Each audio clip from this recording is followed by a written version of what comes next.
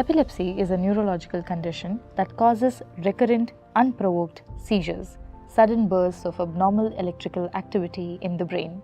These seizures can look very different from person to person. No two seizures are exactly the same, and sometimes you may not even realize someone is having one. India carries the largest burden of epilepsy in the world. Nearly 1 in every 5 people with epilepsy lives here. Of these, 1/3 have drug-resistant epilepsy, meaning their seizures can't be controlled with medicines alone. And within this group, just 1/3 are eligible for surgery. That's only a fraction of the total number of patients.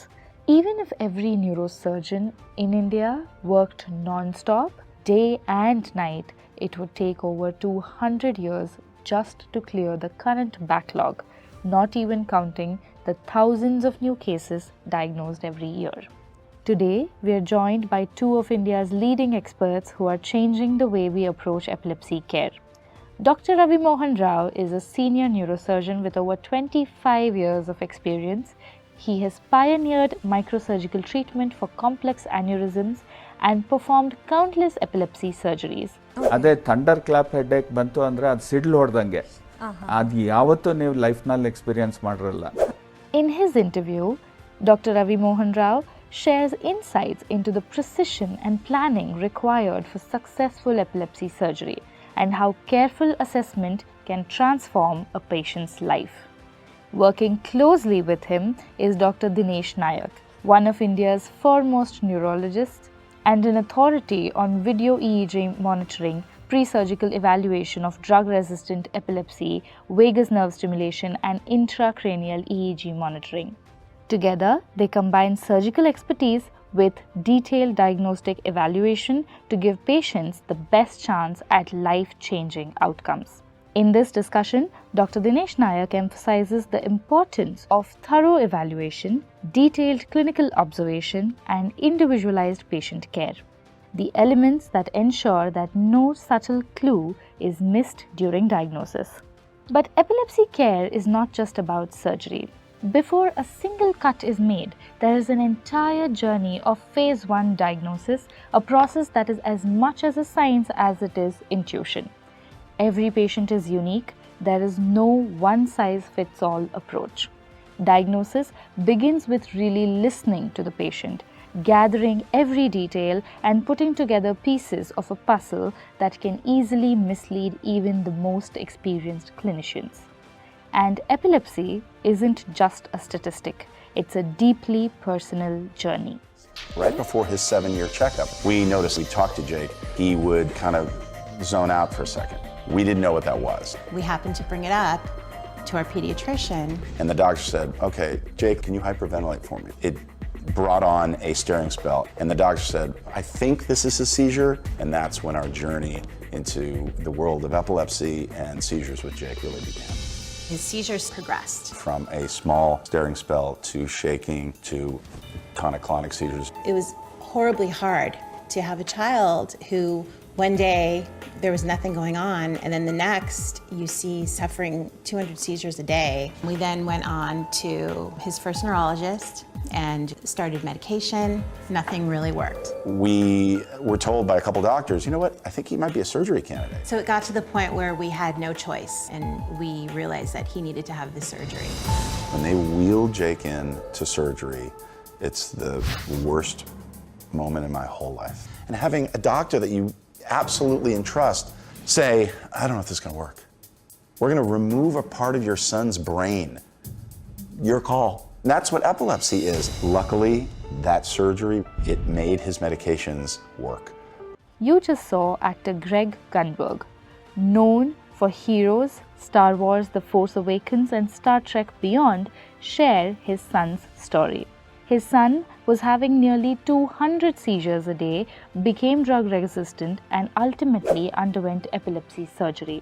Today, he's 80% better, back to living life, and Greg now runs the My Epilepsy Hero campaign to raise awareness worldwide. This is Rebooting the Brain, and this episode is about truly listening to your patients, because sometimes one small detail can change a life.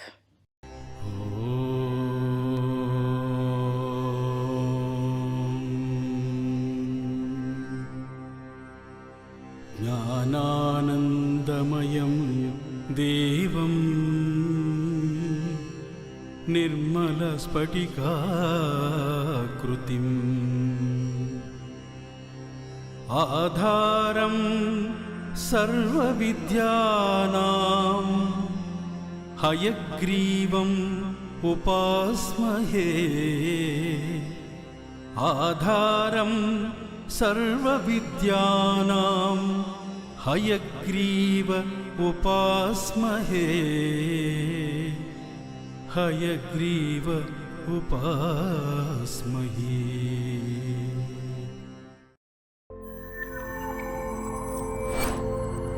Rebooting the Brain, powered by PRS Neurosciences.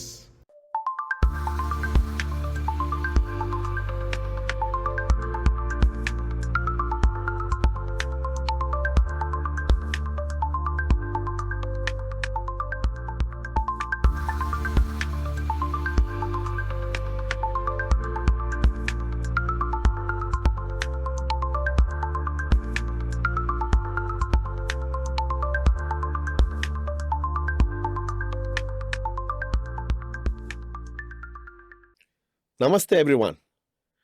Om Asato Ma Sadgamaya Tamaso Ma Jyotirgamaya Mrityor Ma Amritam Gamaya. Om Shanti Shanti Shanti. This shloka has been a great inspiration for me every single day for the last many decades to do what I'm doing today. It says, like the shloka says, from darkness to light, from ignorance to enlightenment, and from death to immortality. You can use these phrases anywhere in your life and see how you can become a better human being. Hello, everyone. Welcome to the next edition of our podcast, Rebooting the Brain. I'm quite sure you're already enjoying what we've been dishing out to you guys, and I promise today will not be any different. Before I go into the guests of the day, the usual housekeeping rules. We have the Rebooting the Brain channel. Please subscribe to our channel, press the like button and the bell icon, and definitely don't forget to share any video you think is valuable for somebody else in your family and friends to know. We also have a book called Rebooting the Brain. We've got a documentary called Rebooting the Brain. Lot of different ways for you to get information about this amazing organ called the brain and its nervous system.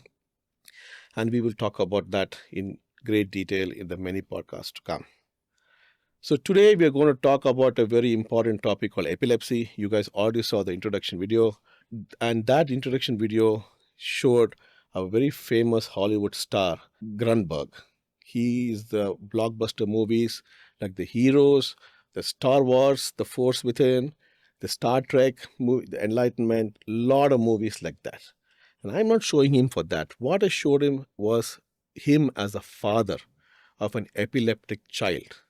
And that child was having more than 200 epileptic seizures or fits every single day. And how the family's life transformed, how they went through medication-resistant seizures, to brain surgery to treat this epilepsy, and how he got 80% better, and how the child is back in their life. And that is a story of great hope. So it can happen to anybody. But then it's not the end. All right? That's the key. And now he runs a campaign called My Epilepsy Hero. So I think, we need to, doff our hat to him for what he is doing. So before I go into our guests of the day, I want to give you some data on epilepsy. Now, 50 million, known case of epilepsy in the world today, which is 5 crore people in the world suffer from epilepsy, out of which more than 80% of them are in the middle and lower income countries. That is a huge burden on the society, on the community, and on the countries involved. Now, India is supposedly having 1/5 to 1/6 the number of epileptics of this larger number, which is 10 to 12 million, which is 1 to 1.2 crore Indians. And that's a big number. And 80% of them in rural areas are not even getting treated because they think something is happening. It can happen for a few seconds, neglected. So treatment gap, as what we call in epilepsy care, is rampant in India, 20-25% in urban India, but up to 80% rural India.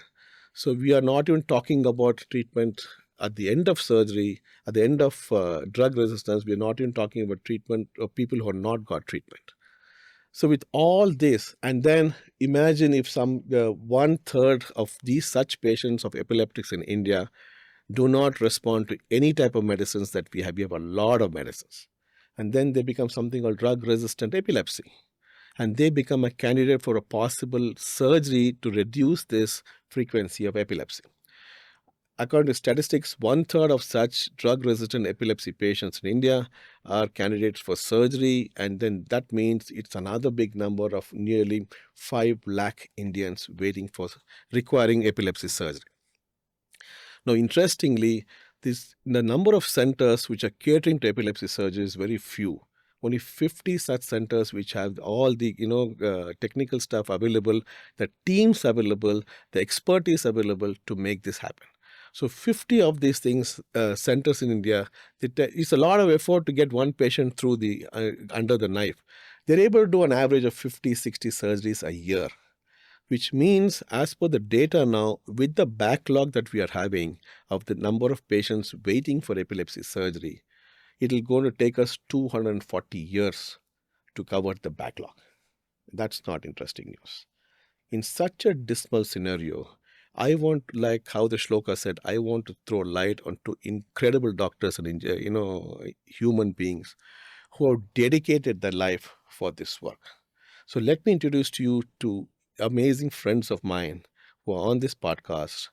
Dr. Dinesh Nayak, one of the best epileptologists in India. Dr. Dinesh, welcome to our show. Thank you, Sharan. Thank you for having me here. Our pleasure. Thank and you we're so going to have a much. great chat as we go forward. I think it's an incredibly important subject, and you introduced it so beautifully. So I think we are going to have some very interesting conversation on this. Absolutely. And other incredible gentleman is the surgeon, who is Dr. Ravi Mohan Rao. He's a good buddy of mine from Bengaluru, India. Namaste. Dr. Ravi, welcome to our show. And it's such an honor to have both of you here. You're like this Jai Viru Jodi of Sholay. You're going through the process. We will talk about that for sure.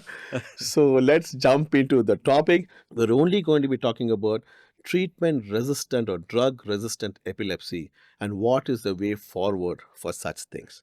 So Dinesh, I'll start with you. You saw the video of the Greg Grunberg. His son is struggling, which means this is another democratic disease. It doesn't distinguish rich and poor, male or female. Absolutely. So what is your initial take on this video, and then we'll go dig deeper. First of all, you must actually, he's a celebrity, obviously. Exactly.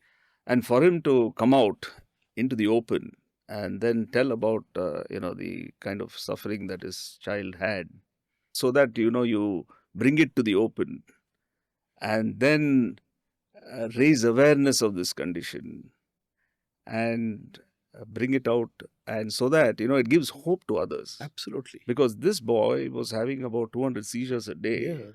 And now, he's 20 years old and he's off. He's almost normal. Correct. And he's leading a normal life. And that's the hope. He starts off as drug resistant. Correct. You remember that? Yes. You just mentioned Yes. that, a third of patients don't respond to medication, whatever be the medication. So which means then they're having seizures on a daily basis or a weekly basis or whatever it is. And then all of a sudden, this person who was at this end of the spectrum where there's no hope at all and suddenly becoming completely all right and then contributing to society. Absolutely. I think that is something remarkable. I But agree many with you. people, especially in our country, what they do is they want to hide it from themselves, from Yes. the others, from Even from for the neighbors. societal region. Yes, For yes. reasons. So the problem is that they don't want to come out to the open. And why And is that? even a celebrity, he's a celebrity, Correct. and he doesn't have to tell this to the public. Absolutely. The moment a celebrity comes and says, it's happening to my family, Correct. and it gives hope to millions of other people. Absolutely. I And agree. I think that's something that, raising awareness and raising hope in these people. That's, I think, the most important message that this That video has Perfect. given. I think well said. And I think as professionals, we have to do our bit. Correct. We have to give hope to our patients. True. And our job, me and Ravi, we have dedicated ourselves to this field in the last 25, 30 years, Amazing. 30 years now. Amazing. And the point is that we have a lot of, similar success stories that, Which we have watched. Which we are definitely going to pick your brain to make that happen. And in a small way, we have kind of contributed to this, this success. Yes. And it's not our success; it's actually the patient's success, Correct. the family. The And you treat families. one patient, you're actually treating an ecosystem. Exactly. The entire Exactly. society, the family, The the network. immediate family, and the network. Yes. They the social benefit. network or whatever They you call it. benefit. Absolutely. And so you're treating one person, but Correct. you're not treating one person. You're the impact treating is a family. large. Well said. And Well that's said. exactly what the I think, video also yes, said. I think this is a brilliant opening Yeah. comments that you gave. So Ravi, you saw the video, and a child like Dinesh said, from this end of the spectrum to the other end of the spectrum, which is positive. So as an epilepsy surgeon, what did you feel when you saw that video, and what are your initial thoughts that came to your mind? First of all, Sharan, thank you for having me. My pleasure. We have had a wonderful partnership going on for more than 10 years now. I agree. And it touches many different aspects of our profession. True. So I'm truly privileged My to be pleasure. associated My with pleasure. you. Thank you for the kind words. The video you mentioned, it's an excellent demonstration of cultural differences. And epilepsy in India carries a stigma, as you very well know. And both of you alluded to it, True. that they don't want to tell their neighbors, relatives, and all that. True. So we have had at least 15, 20 patients who are getting more than 100 seizures per day, who have this severe disorder which thoroughly ruins a child's life. And they don't die. And Next 20, 30 years, they're just going the same way. They don't die. Yeah. well, they could have sudden death. Yeah, that I can but- have. That's true. Sorry. But yeah. if they are carrying on, it's miserable. Yes, it's miserable. Absolutely miserable. Absolutely The correct. caregiver burden, the child's brain, personality, mind, everything starts developing in the first 2 years of life and then carries on into teenage and adulthood. Absolutely. So all that gets interrupted. Agreed. So Very true. it's a massive problem for, and we call this kind of epilepsy catastrophic epilepsy. Okay. It's a catastrophe. Catastrophic In epilepsy. more ways than one, I think. Yeah. More ways Correct. than one. Yes. And when we see those children, actually it's very bad. Sometimes you're moved to tears. And as professionals, we have to retain our poise. Otherwise, you can't treat the next patient if you get disturbed too much by I agree. one such episode. So when we see this and we see the difference after doing the appropriate surgery, Correct. what happens is the normal part of the brain and the mind starts developing. So the later you do this surgery, for example, it starts in the first year of life and you do surgery at 10th year of life. The child has lost 10 years. So valuable time. Correct. And in India, a child who is 12 or 13 years old cannot come to first standard. Correct. So the whole education is stopped. Oh, that is also... Social interaction is stopped. They don't play with their peers, other children. All that learning is also not happening. And interaction, these children may be hidden also from other relatives and True. friends. True. So the social interaction doesn't develop. Social skills don't develop. Life skills don't develop.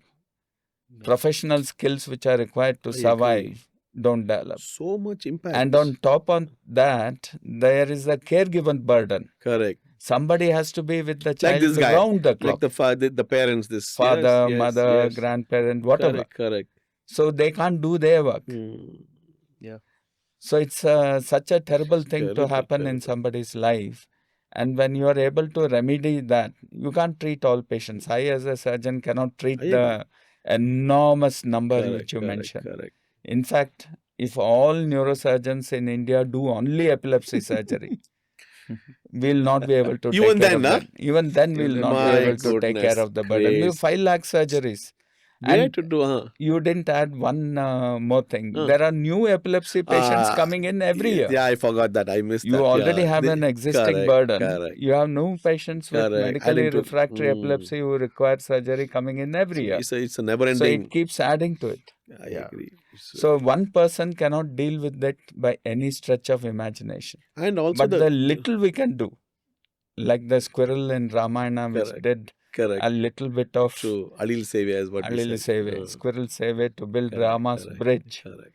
That is what we are doing, and it gives us enormous satisfaction, at least to somebody. A few people we are able True, to make true. a tremendous difference. I think it's like that the market says the pull and the push. So but through this podcast and events like this, if more people get aware and show up, Absolutely. you will also know that I need to do more, and that will also drive you to know to Exactly. increase capacity or whatever, Yeah. which way to do it. Yeah. We look at different ways of funding that. So I think there's a great opening comments from both of you, and definitely we'll delve more as we go forward. So coming to you, already people don't understand neurologists, urologists, and all of those things. Now you're saying you are an epileptologist. Now, can you tell our audience, first of all, let them pronounce it epileptologist. What Yeah, is an there's a- epileptologist? And I know you're a neurologist also. So what is different and what made you, take this That's step? very interesting actually, because I mean, you see, medicine itself is a very exacting proposition to Correct. take up. True, You true. go through MBBS, Very true. and at the end of 5.5 years, you get a degree, and then you suddenly find that that's just the foundation. Base degree. It's important. True. It's the most important thing, but you want to do something more. Yeah. Then you build on it, and then you either become a surgeon or a physician. So I took up medicine, so internal medicine, which is an MD. It's another 3 years. So 3 years of grind, where you get covered with various subjects, different aspects of medicine, which is, cardiology, neurology, gastroenterology, all that. Mm. Okay, then you zero in on, say, a super specialty. So I took up neurology. And then you find that, it's such a vast ocean actually. Each of these is a vast ocean I agree. anyway. And then you can't be good at every aspect of neurology or any specialty that you take.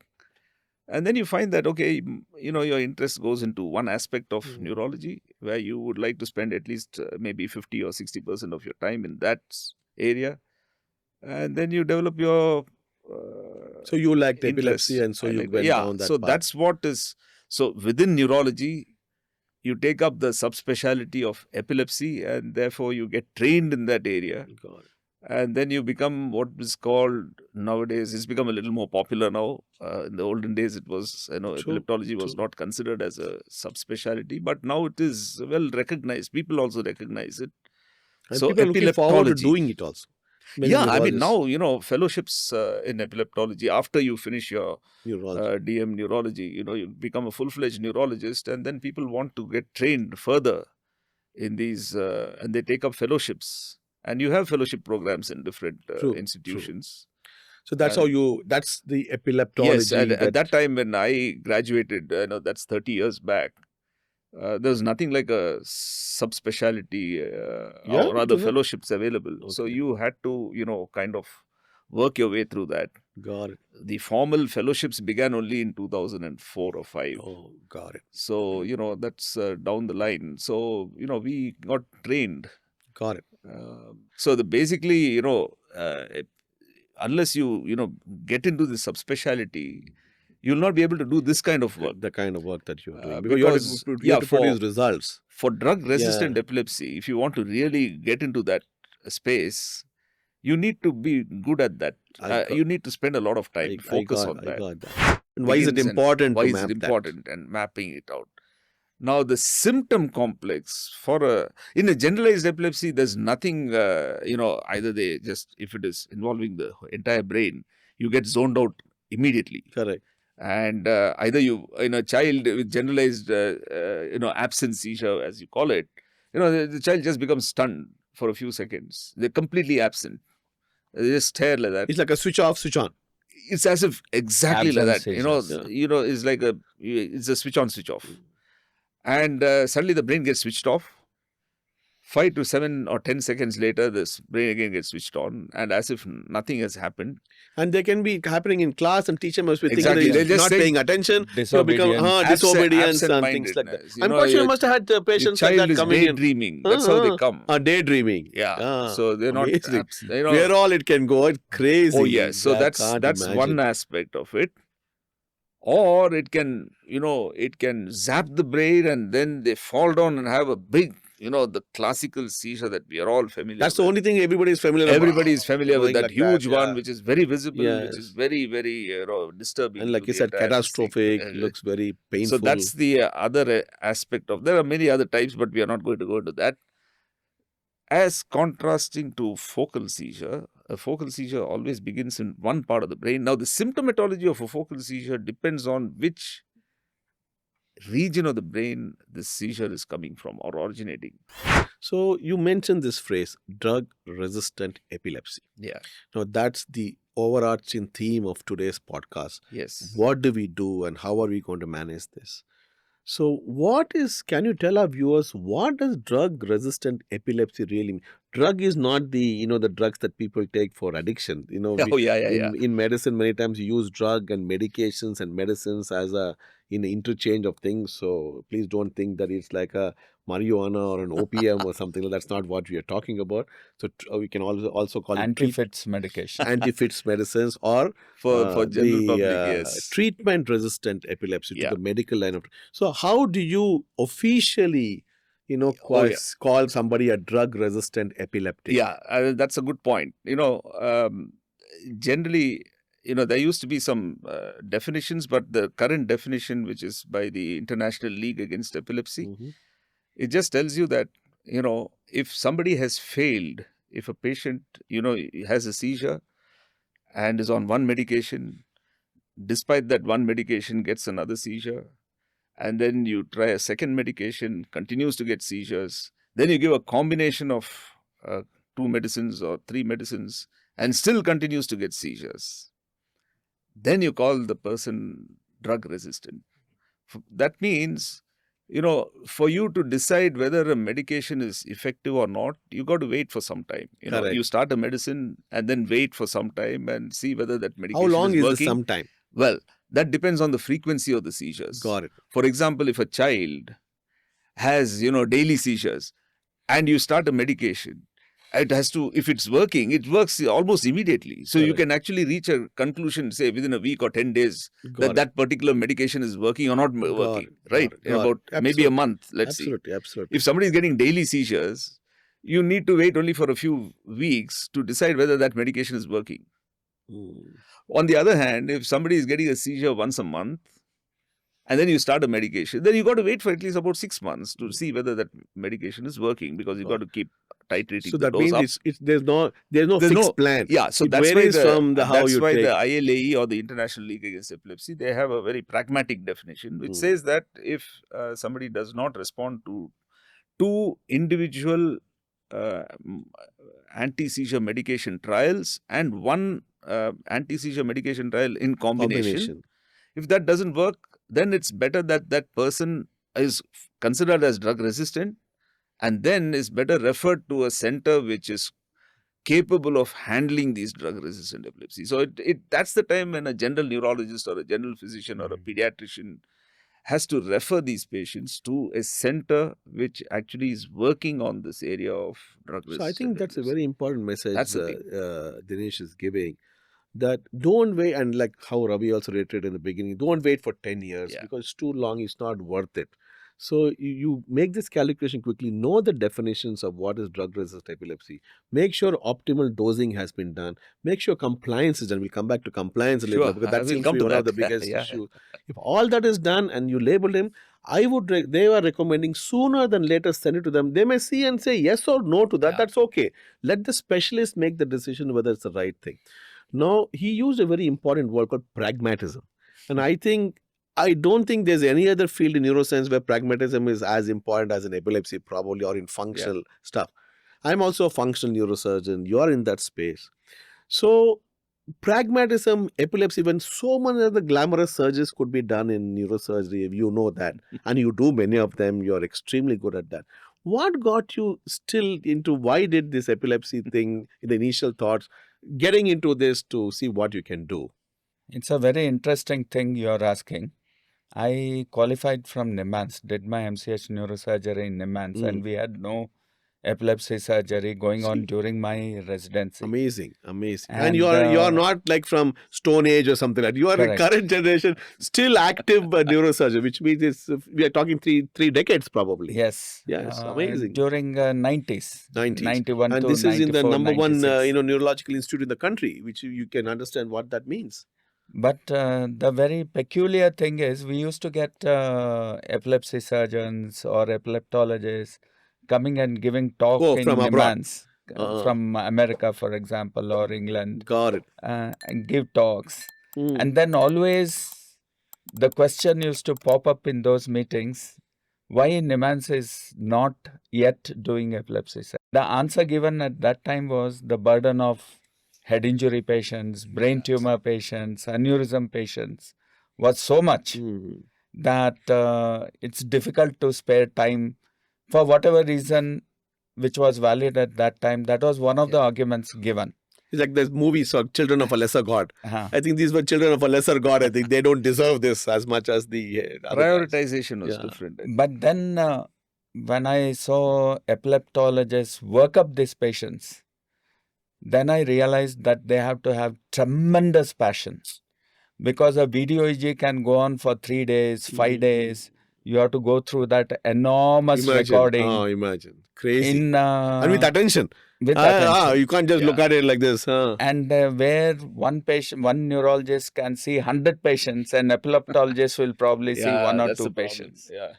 So there's the indirect financial impact. I mean, on what's you're going going on. to spending a lot of time. So even in public institutions like NIMHANS, where thousands of patients get referred to NIMHANS every day, that one neurologist or one team spending on very few patients when there are 100 patients waiting outside in the OPD. Sounds unfair. So it becomes a practical difficult. problem. How do you find the time?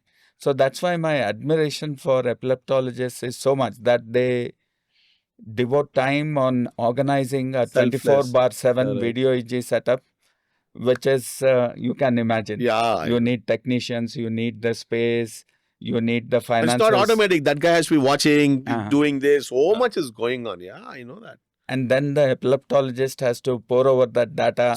And that's not the end of the story. You have to communicate this to the patient. You have to convince them that they need to take the next step forward. So this is just the initial step. I agree. And the brain is inside the skull. None of us can see it. It's not easy. Till CT scan, MRI came, it was not easy to see inside the brain. And many a time when we initially started doing epilepsy surgeries, for example, if you do in a low resolution MRI, it may come as normal. Then you need lot of abstract thinking. You need lot of data, like a chess player, Gukesh. You need to know several openings, mid-game, end-game.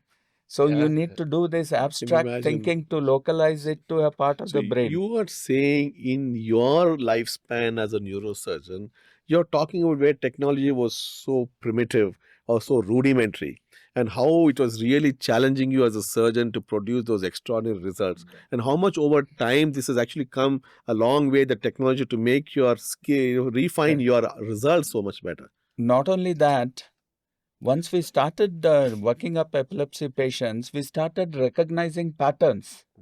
What do you mean by by patterns? So when a patient comes and tells you, I get this type of fit, you are able to immediately say this frontal lobe epilepsy. Oh, you are able to. You can initially itself have a hypothesis. If you are not doing earlier, you wouldn't be able to tell. Got it. So this is frontal lobe epilepsy, even in different parts of the frontal lobe. Occipital lobe at the back, temporal lobe at the side.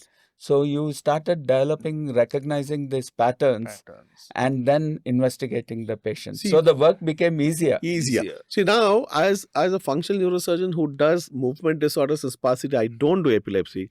I myself am seeing that, after I met both of you, only I started recognizing those patterns. Obviously, I'm not as good as you guys but I saw it very different. Don't underestimate you. But the two things each of you said I'm going to pick on. One, he said very clearly when I was chatting with him offline, was the clinical hypothesis. Yeah. And he is connecting very clearly into what you said just now, because that's the starting of a hypothesis that you're going to create. Correct.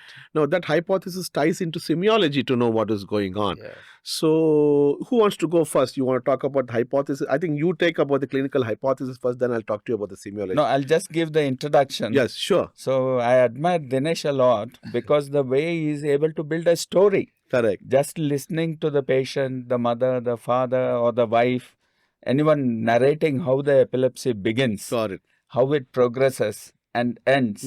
Each minor step in that episode It has may be a, each of step, maybe a few has seconds. a localizing value. Amazing. So where does it start? Amazing. And in which part of the brain it starts? Where does it spread to? And where does it end? So he's able to reconstruct this entire story from listening to that. That is what I would tell is a clinical hypothesis. Got it. And that's what you're saying. It's a network disorder. It's not starting in one place and ending in one place. That network, the whole thing goes, and each person has a different story. Correct. It's triggering a different set of networks. And that's what... that ability to recognize from what the patient is telling, to say it is starting from one part of the brain is an enormous skill, which is not easily acquired. I can imagine. So I admire all epileptologists for that. Got it. And when you start interacting with them in the pre-conference, pre-surgical meetings, Planning.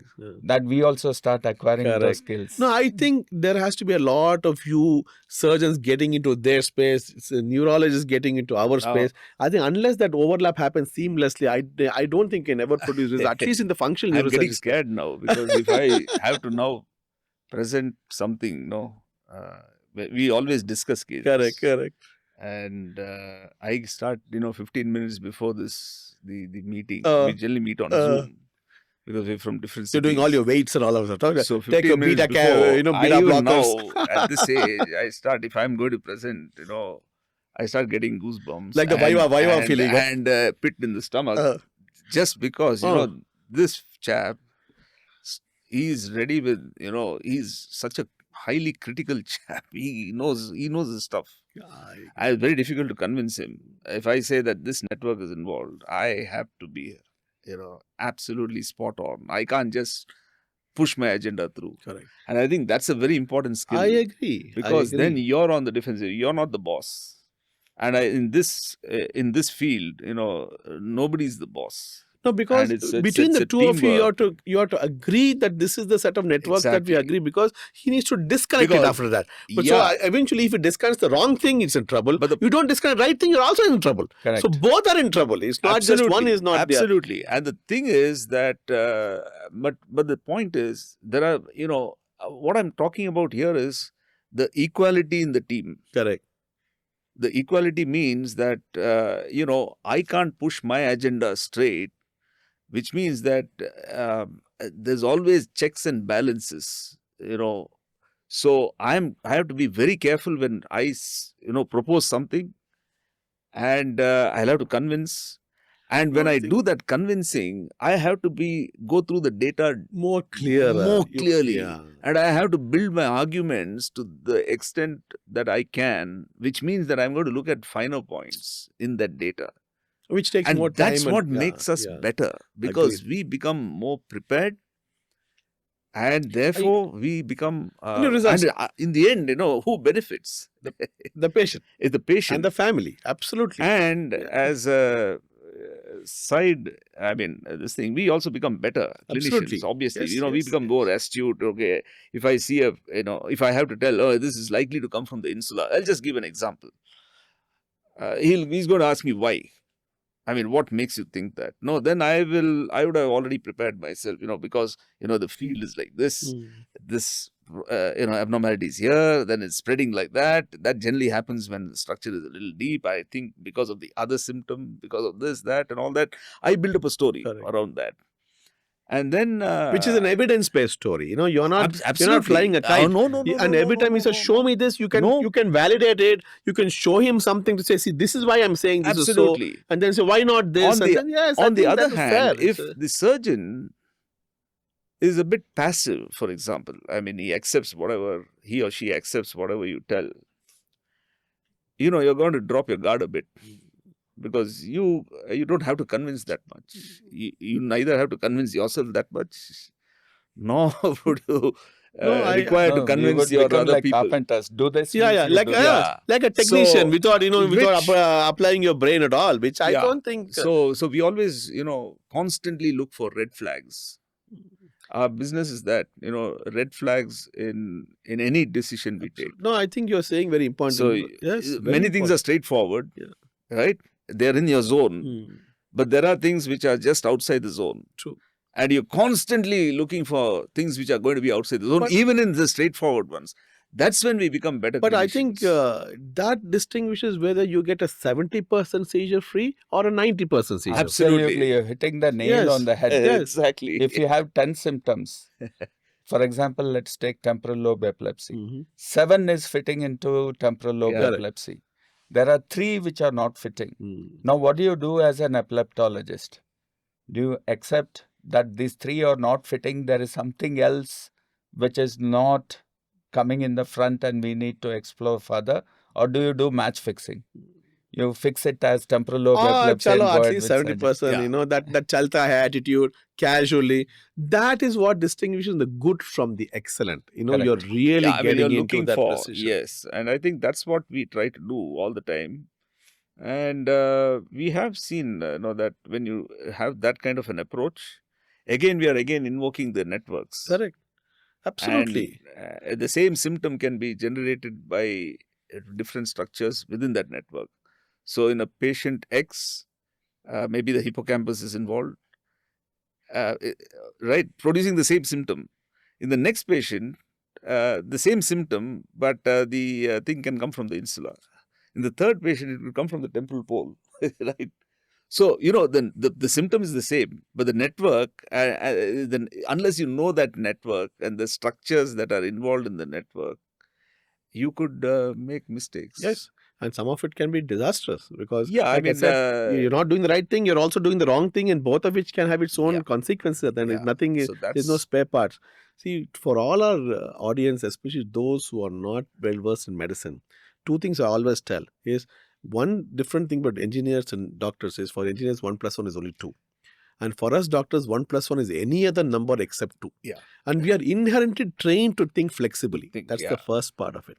Yeah. The second thing is, I always tell also people that, if your training is not ruthless and, and most important part of your training is what not to do.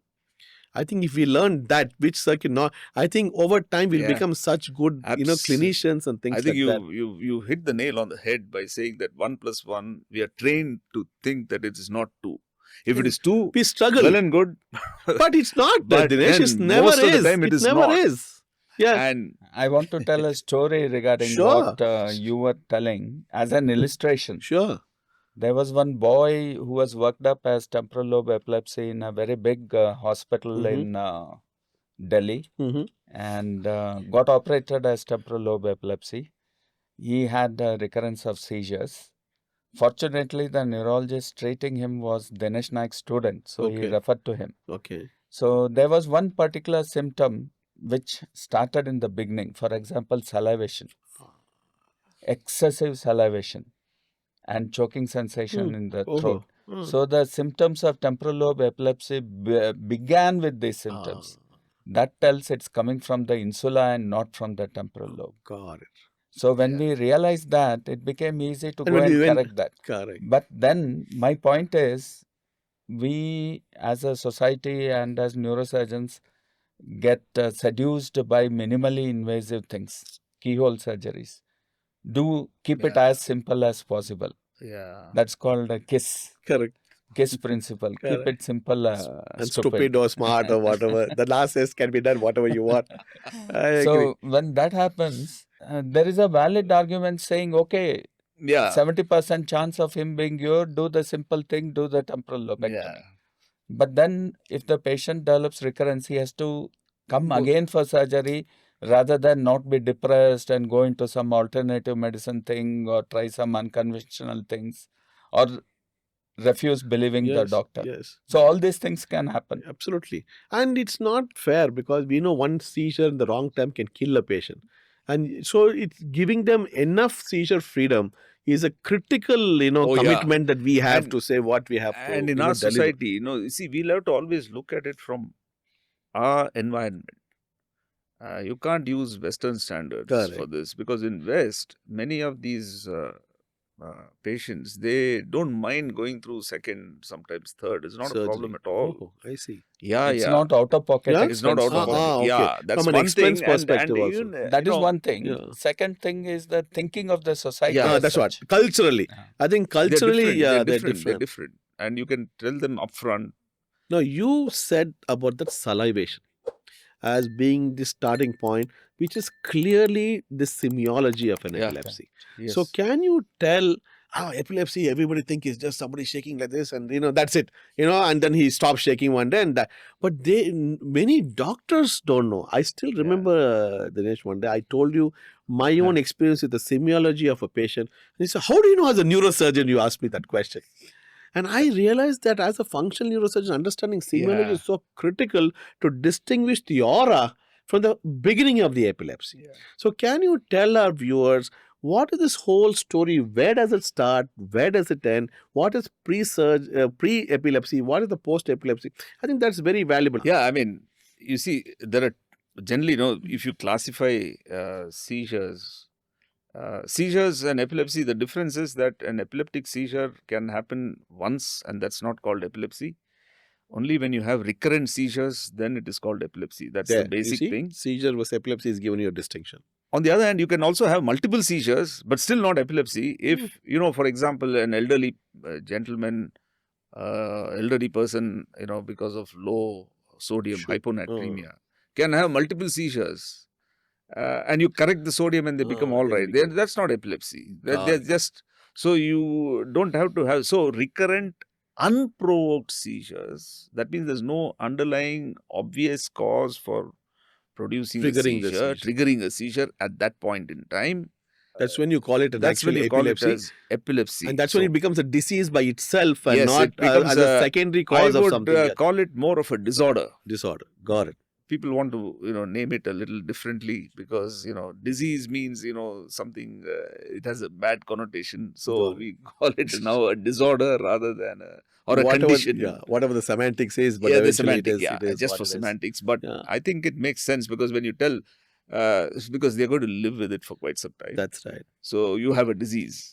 You don't want to call hypertension as a disease or, True. bronchial asthma as a disease. So you would like to call it, although it is in a broad sense, but for the public. Anyway, whatever it is, but two unprovoked seizures, more than two unprovoked seizures called epilepsy. Now seizures, obviously an epileptic seizure begins in the brain. And there are two types. One is that seizures begin in one part of the brain or one region of the brain, which means it's a focal point. Mm-hmm. So then you call it as a focal seizure. And if multiple seizures come, it's called focal epilepsy. Or it engages the whole brain, the entire brain at the same time. At the same time? Almost simultaneously. So rapid engagement of networks. Okay. It may have a focal point, but that focal point is not a consistent focal point. Got it. In a generalized epilepsy, it is the rapidity with which the whole brain gets involved in the seizure process. On the other hand, a focal epilepsy begins focally. That focus is generally a single focus. And it remains focal for a fairly long time before it can engage a generalized What do you mean when you say fairly long time? Is it hours? Is it No. minutes? Is it seconds? In an epileptic seizure, everything is in either seconds or, maximum. Yeah. Because that's why people tend to miss it because it comes so quickly and goes away. Exactly. Some people didn't even realize that something is come and gone. Now, to answer your very specific question as to, how it starts and how it And why is it begins important and why to is map it that? important and mapping it out. Now, the symptom complex in a generalized epilepsy, there's nothing, either they just, if it is involving the entire brain, you get zoned out immediately. Correct. And either you, in a child with generalized, absence seizure, as you call it, the child just becomes stunned for a few seconds. They're completely absent. They just stare like that. It's like a switch off, switch on. It's as if exactly like that. Absence seizures. It's like it's a switch on, switch off. And suddenly the brain gets switched off. 5 to 7 or 10 seconds later, this brain again gets switched on, and as if nothing has happened. And they can be happening in class, and teacher must be Exactly. thinking that They're he's just not saying paying attention. You become disobedience and things like that. absent-mindedness. I'm quite sure you must have had The patients like child that is coming in. daydreaming. That's how they come. Daydreaming. Yeah. So they're not. Amazing. You know, Where all it can go, it's crazy. oh yes. So I that's can't one imagine. aspect of it. Or it can, it can zap the brain and then they fall down and have a big, the classical seizure that we are all familiar That's with. the only thing everybody is familiar with. Everybody is familiar with Going that like huge one, yeah. which is very visible, Yes. which is very, very, disturbing. And like to you the said, entire catastrophic, thing. looks very painful. So that's the other aspect of. There are many other types, but we are not going to go into that. As contrasting to focal seizure, a focal seizure always begins in one part of the brain. Now, the symptomatology of a focal seizure depends on which region of the brain this seizure is coming from or originating. So we start with that. He said salivation. So let us start since Ravi mentioned that. Salivation. Suddenly, a person who's having a normal salivary secretion suddenly starts salivating excessively for no reason. And it actually comes out sometimes. And they start drooling. Whoa. And, maybe for about 10 seconds or 20 And seconds this is or coming 30 from the seconds. brain, you're saying. Yeah. And it comes. Imagine, people think it's only and coming from here. The brain is triggering the end organ. Exactly. And so what happens is that, Amazing. yes, so now we know that, by having mapped all these areas, by, traditionally by Penfield and all that, the 1940s and 50s, they have stimulated Amazing. the brain With electrically and identified rudimentary technology, every how They aspect. did it more than 100 That's years. what, and today it's still like a gold standard for us. We don't have Exactly. a better plan. It's amazing. You know what? So we know that the insula is responsible for that. Insula is an area of the brain. The insula is an area of the brain. Not Insula means insulin, it is insula. insulated. Yeah. It is insulated from the rest, Rest of the brain, because that's why it's called insula. Insula. Because it's deep. Hidden somewhere. It's hidden. True. And the We insula. use the word insular in English. Yeah, Means insular you are, means you Ah, are isolated. isolated. You're Correct. isolated. So it's covered by the frontal temporal lobe. So it's Correct, insular. correct, It's correct. deep That's right. inside. It's used in Inaccessible. non-medical, inaccessible. It is Yeah. relatively inaccessible. Correct. And it's deep, and it's called a brain within a brain, because it's got representation of every aspect of brain function in that Interesting. small area. Brain within the brain. It's a mini brain there. And that is, if you stimulate that area, then the person starts complaining of a lot of saliva coming out. So And if then you they actually also do have that, then we cough. can demonstrate that. You can demonstrate that. Then okay, yeah, that's the place where the seizure is beginning. So the first symptom which the patient experiences gives you the clue as to which part of the brain is involved in the seizure process, the focus. That's the first step, because And that's the epilepsy key. That's the and key. seizure is a clinical diagnosis.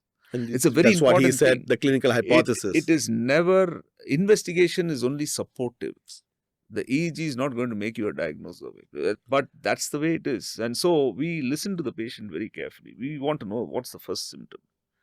Now, if extreme fear is one of the symptoms. Fear. Suddenly, for no reason, you start panicking. Okay. And you are afraid of something which you can't describe. Now, that comes from the amygdala. Or from the orbitofrontal. The frontal lobe has got the basal frontal, and that's where it can come from. You suddenly think that the whole place is very familiar to me. I've experienced this in the past. This whole setup, I have seen this before for a few seconds. Then I know that that's a deja vu phenomenon. That means that you're reliving your past. You think that you've already come to this place, an area of familiarity, or deja vu. That comes from the medial temporal Deja lobe. vu. Deja vu. A lot of people use deja vu in a non. Yes. All these, like you said, are it's very seductive words that you use. Exactly. But for us, it is crazy because it's actually a seizure and not really to celebrate about. Exactly. And when a deja vu lasts for a few seconds, it's not a normal phenomenon. Mm-hmm. It's Correct. coming from. Correct.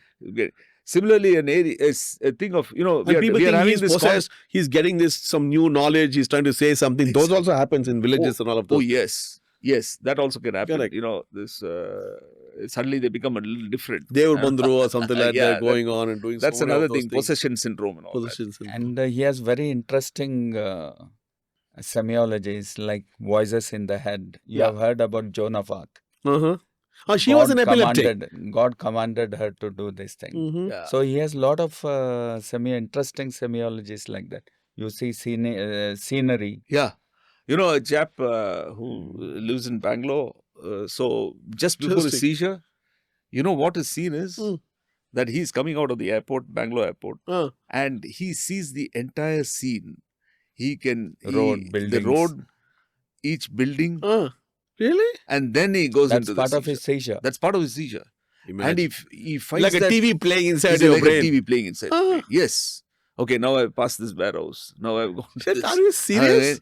And No, then to that level, huh? to that level. Whoa. And, No, and the brain integrates all sensory information, visual information, auditory information, geographical location. So there are areas called association areas. Correct. So if a seizure comes from the association areas, you hear all these kind of My things. You goodness. see all visual it's imagery. extreme. No, it's Crazy. It's So amazing. you can tell where from it is coming based on the accurate description. We have if another they are able to podcast give. on that, on all these associations, the brain functional network. Exactly. So That also we are, we have another wonderful. podcast, Yeah, I yes. think that's and these. He's But a then very- they should know if what is normally happening is now abnormal situation Exactly. happening, so that you can correlate the two Correlate. and then connect. That's where understanding epilepsy makes you a better neurologist and a neurosurgeon, because you have this thing of the patient experiencing transiently the function of the brain or the dysfunction of that I brain. agree. So, it's fascinating because then that, this is the network that is involved. True. And the anatomical network, the functional network, how that area is connected to the rest of the area. So there's It's another amazing. girl who, would suddenly, sees a shadow of a lady behind her. Huh. And it's always on the left side. Hmm. And there's a lady Ah. at the back. And when the lady comes to the shoulder, and then she passes out. Whoa. Every time. And then where we found the seizure focus, it was coming from the middle temporal gyrus Oh. Connecting to the at the cuneus or posterior something. temporoparieto-occipital junction. That junction. That junction. Ah. You stimulate that and she says, yeah, I'm seeing the lady there. Whoa. You Amazing. saw that. It's amazing. And symptoms and signs in the brain which localizes is the sign qua non, as we say in medicine. It's Correct. coming from Come there. there. Absolutely. And the same girl, when we stimulated her amygdala, it's one of the most fascinating. Hmm. She said, when we stimulated, because we had put in electrodes, Correct. when we stimulated the amygdala, suddenly she said, I'm remembering a scene in my 8th standard having a hot water bath. That clear, huh? That particular sequence. Memories are stored in the brain. and they I are agree, lot but of- This engram, I think that particular electrode, No, it's like how it is. It's not and- just dumped into a No, room. It's, no. it's and They it can is be not, retrieved. yeah, and retrieved. she could tell that, in my 8th standard. She was so specific. So that Amazing. particular engram of that memory was coded in that place, which our electrode happened to be there. So hearing from stimulate. Dinesh, when I was chatting with him, he said, when did our friendship start? He says, 11th of November 2011. Yeah, 11th of November It sounds the 2011. I same mean- thing right now to me. That he is able to Yeah, it's absolutely. exactly And the same. It's No, very but You're accurate. not having a seizure. I was not having a seizure. But No, but the Yeah. difference is he is able to do it at will. exactly. Whereas epilepsy Exactly. is not under Yeah, your it's control. not under the control. It happens Absolutely. unexpected. You see, that's the difference. Don't mistake that I remembered something, I'm having an epileptic fit. It's not. What Dr. Ravi said is very important. It's happening at your will versus something that happens like this without your knowledge. And I think that's what amazing. So you triggered that, and she Yeah, I mean, saw that. so scene. you can see that, how it also tells how each incident in our lives gets stored. But the point is that whether you're able to retrieve it. Correct. And So there it's are also, not the problem with, every information that we experience. Now this experience, it gets stored. Correct. It is there for retrieval, and the ability to retrieve is variable in people. Got. So basically, you are saying that it can be focal, becoming generalized. It can start generalized. Whatever it is, the semiology, you have to map it from end to end. And then you have to look at what he says is, now understanding this, which area of the brain it's coming, falls clearly into what Ravi said was the clinical hypothesis.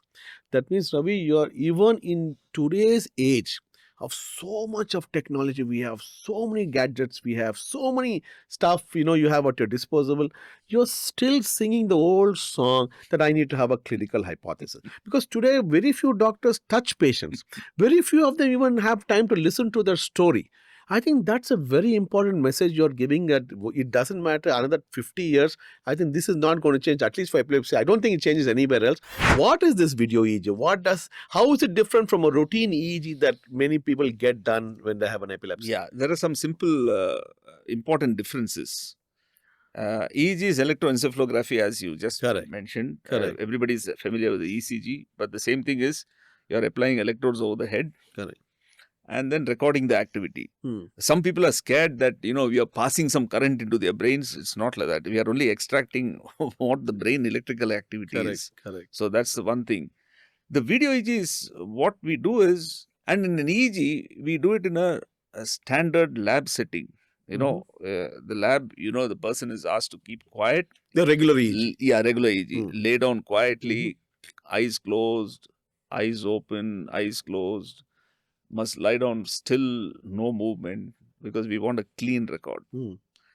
That's the EEG. And you do it for 45 minutes, 20 minutes at least of awake, and another 20 minutes of sleep. That's a nicely taken EEG. Is it sleep or is it eyes closed? It doesn't matter. No. Eyes closed with awake.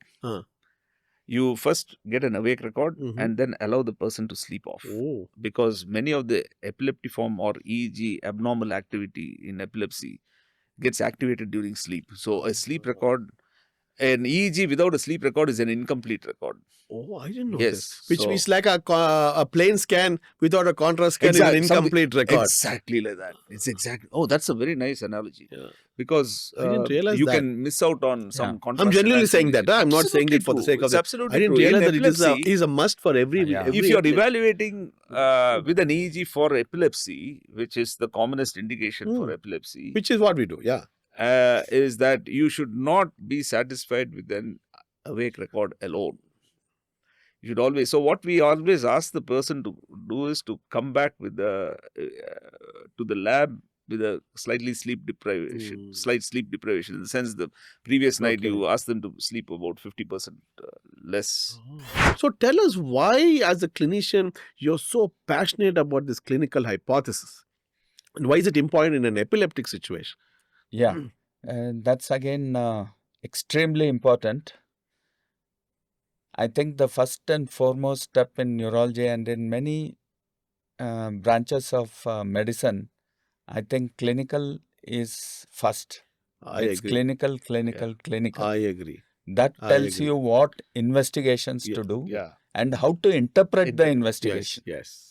That's the key. How to interpret what you see. Absolutely. Because if you're not asking, for example, you have high cervical problem, pressing on the spinal cord, and you ask for a whole spine MRI because you'll still pick up if a lesion is there. Correct. But it's not directed investigation. Correct. So if you don't direct your investigation, then you end up making the patient pay more. And there is always a chance you may not pick up or may not interpret what you are seeing. True. So if your suspicion is not correct. In this regard, I have to mention that Dinesh and Sujit Kumar, who is my neurologist in Bangalore, taught by Dinesh Nayak, they don't see the MRI. Oh, even if they pull it out? They say, don't show it to us. They evaluate the history, take the clinical history, form a clinical hypothesis. Correct. And Dinesh has the ability to predict what the video EEG will show. You're like an astrologer, huh? or a clairvoyant or whatever you call it. 12 or 16 electrodes are Really? there where it will start, how it will Whoa. spread based on this semiology. Amazing. I think And we need to yeah. pull all that out and, No, And based on the pattern of seizure, he can tell whether it's a focal cortical dysplasia, gliosis. oh, even the pathology. to, Yeah, to a that large level? extent. To a large extent. What is the pathology which is amazing. seen on the No, no, MRI? I'll tell you. So that is the importance of clinical That's how semiology. powerful it is. How Yeah. powerful. And how if much used in the right yes, way, yes. I think it leads the epileptologist along the straight and narrow correct path. Yeah, Amazing. I agree. And you will not miss also, because then you know clearly that you're looking for this, you'll hunt for it. I agree. What do you have to say? I'll just elaborate a little bit on that. He's just brought out a very interesting point and a very important point, and about this clinical hypothesis generation. The clinical hypothesis is not just on the the anatomical substrate, or exactly at what point the seizure is beginning, but it also gives you a clue. When you are asking the history, it also gives you a clue as to what is the underlying pathology you're dealing Really? with. Yes, I mean, How? Give me an example. I'll just give you an Give me an example. example, I'll yeah. just give you an example. Boy or a girl with, say, coming with flashes of light Correct. in front of, he or she sees flashes of light. Yeah, the brilliant light. And then the head and eyes go to one side. Now, that's a focal seizure. Correct. And you know that flashes of light means it's the occipital Correct. cortex or the primary Correct. visual Yes, cortex. it's the back of the that's brain. involved, right? And the head and eyes are going to one side, right? Now, so you are clear. If it's going to the left side, you know that the eyes are being tracked to the left side. The head also follows it. Correct. And it may be then followed by a few jerks of that. Correct. So, okay, now you know, okay, I'm now dealing with a focal seizure because the person has got an aura. And that aura is, visual aura. And the visual aura is also not like the aura that we just now described, where, the person is able to see a nice scene. It's not a formed. It's not a It's formed. It's an unformed stuff. unformed. Correct. Elementary visual aura, which correct. means that it is coming from the primary visual cortex. The V1. So it's an not the occipital association lobe. area. See, So that's that what is you are one. saying. So then I know that because consistently the head is going to one side, on the left side, right side, and the eyes are also going to the right side. Then I know that it is coming from the left occipital. Okay. Now, and then You it is lateralize followed. it. Yes. So now I know, okay, I have made an anatomical localization. Correct. And then sometimes it is followed by jerking. So I know how the propagation pathway is going. So it is going to the motor cortex. Right? On that side. Right. So that much I know. I know the network now. Now I want to know the pathology. Right? I want to know the pathology. Now, how do I decide on the pathology now? History. Okay. Now, if this child is normal birth, normal milestones, completely normal, cognition normal, child is absolutely normal in every aspect. And he is about 9 or 10 years old and has begun at the age of about 9 or so. I make a diagnosis of, this is a normal child, normal, everything is normal. This is likely to be a benign occipital epilepsy. Okay. Benign occipital epilepsy, or what is called a self-limiting focal epilepsy of childhood with occipital paroxysm. That is one. You can even reassure the parents differently. Yes. Now, you just say same history, same localization. Now, this child has had a difficult labor, didn't cry immediately after birth, or had neonatal hypoglycemia or something like that, but then picked up and became normal, right? But still normal, milestones normal. Milestones after that picked up, maybe, some delay just a little delay. bit, but not much, but otherwise doing well. Okay. And the eyes may be slightly squinted, nothing more than that. You know that this is a gliosis as an underlying etiology, right? But third scenario. hypoglycemia. A third scenario.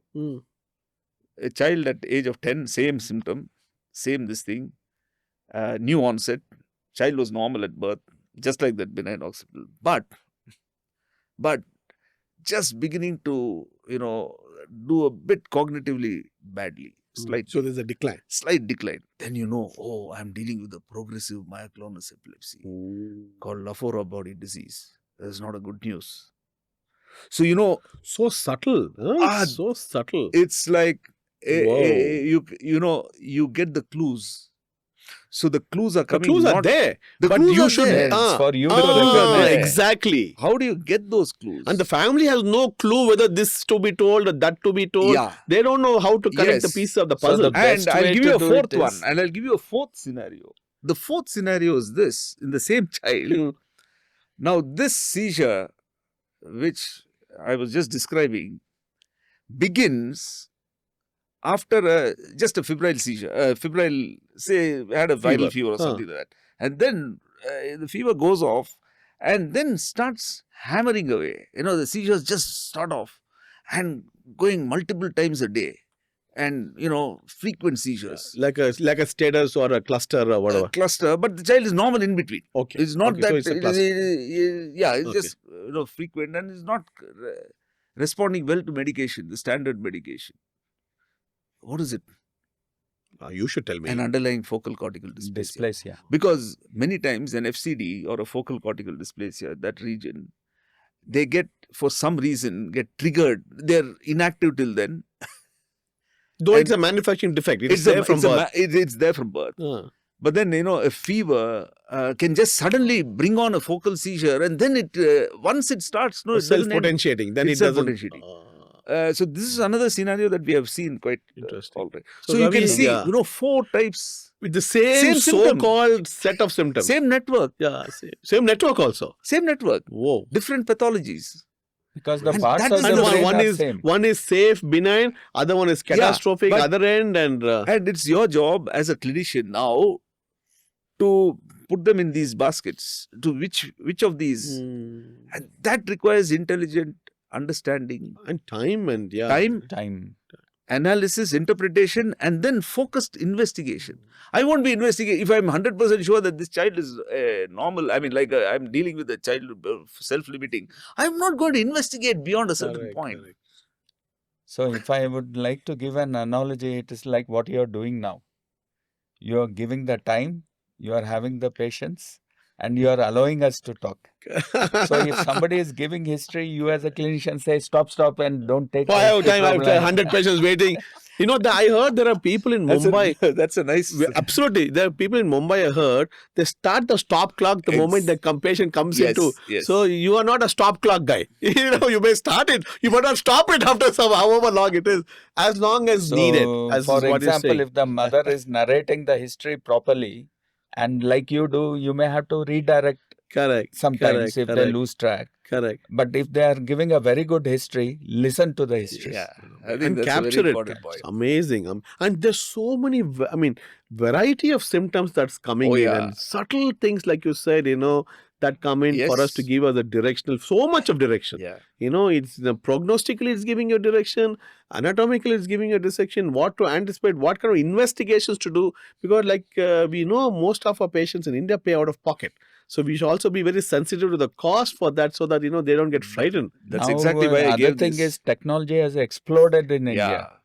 You have so many Correct. different PET So- scan, Correct, MEG, correct, That's the SPECT, thing. Syscom, so many I'm going to things come are to there. that. I am, I can imagine. I think So if you judicious just order use. a shotgun, correct. Yeah, I mean, you Carpet bombing. It's called carpet bombing. bombing.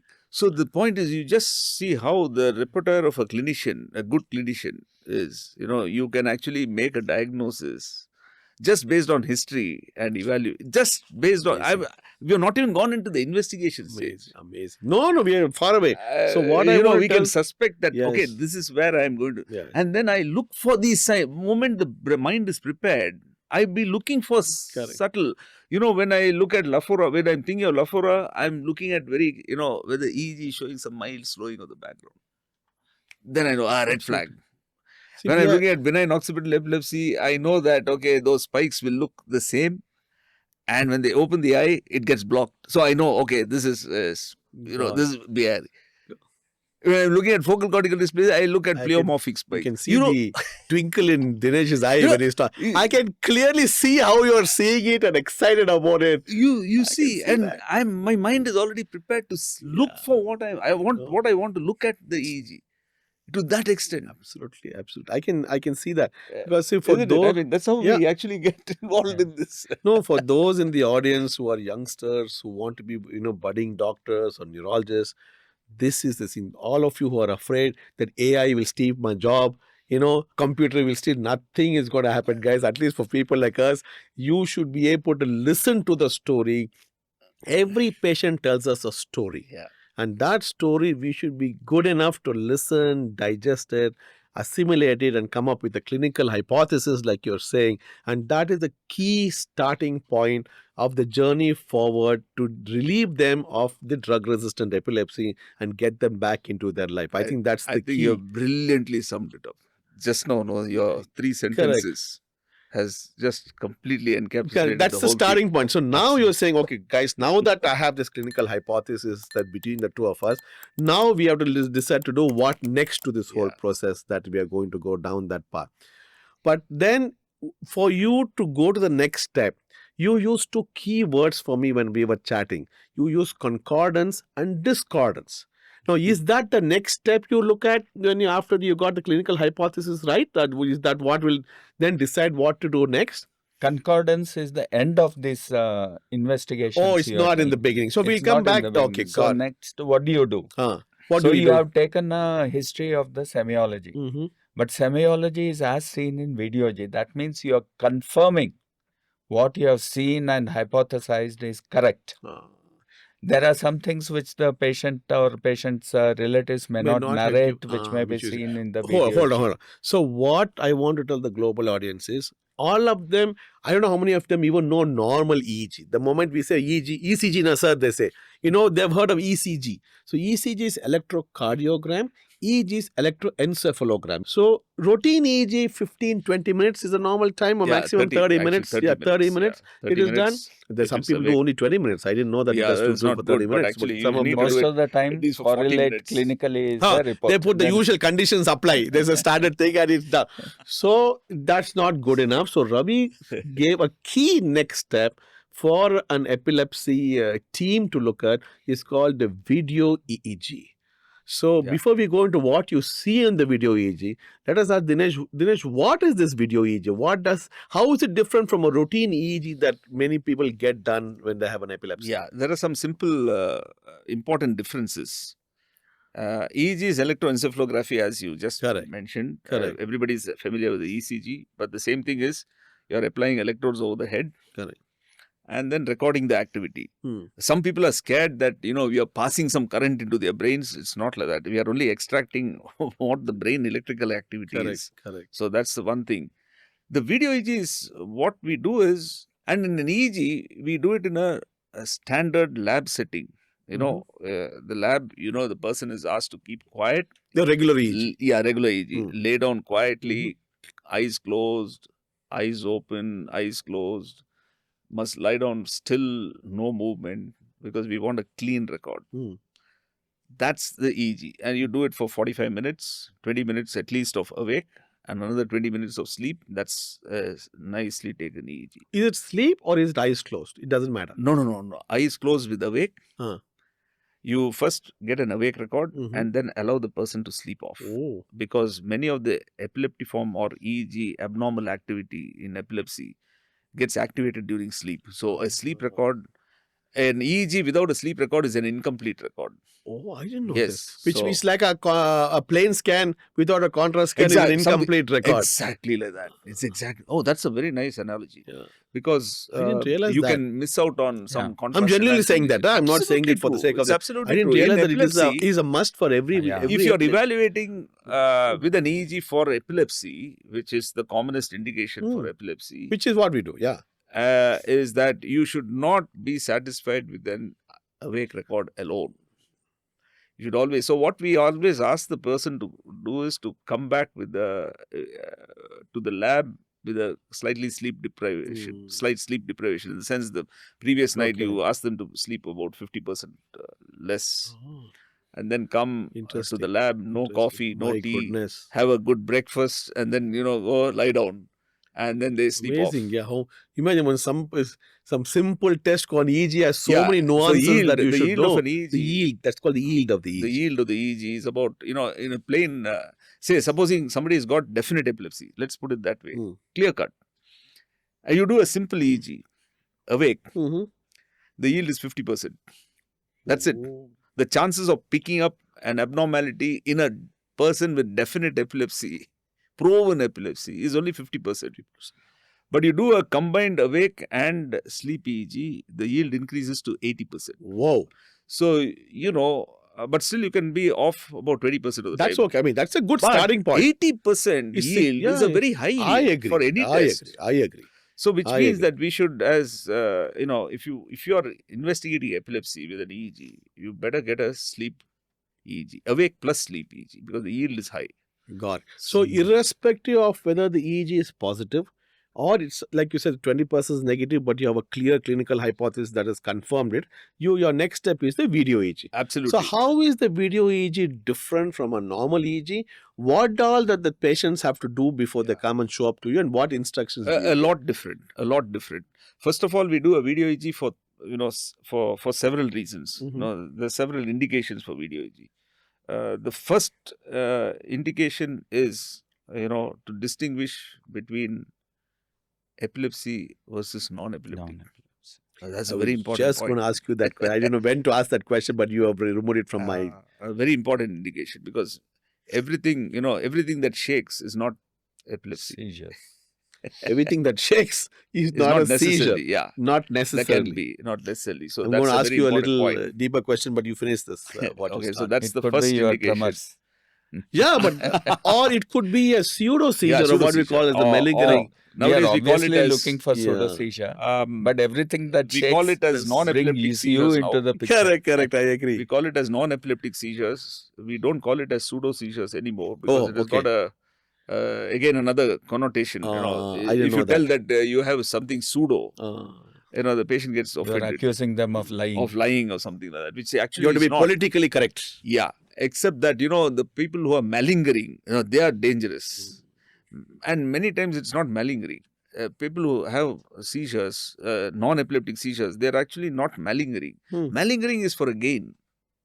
Oh, you mean they say there's no gain also in some people?